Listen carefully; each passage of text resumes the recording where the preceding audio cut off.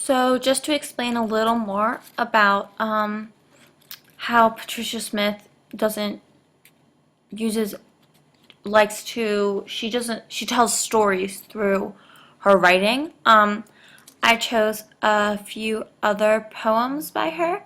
Identity is about her husband who is abusive.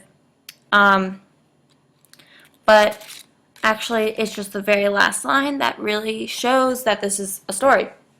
She says, "Now, Lord, I'm available. Use me for your glory." And that's the end of the identity story.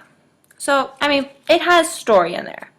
She's pretty much just completely explaining what's going on with her, like what this story about her life, about her husband. Um, and then there is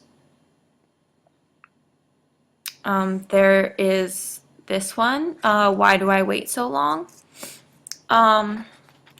And also the very last line. This was actually, I read somewhere that this was her first poem.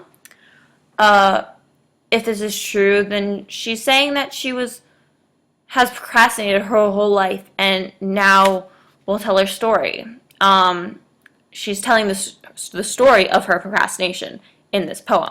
The last line reads, "But I've said all this to avoid the fact that I've waited too long to say or write what really matters." So pretty much this poem is, if this was her first one, it's just explaining the fact that she's waited so long to write these poems about and stories about her life that are important to her.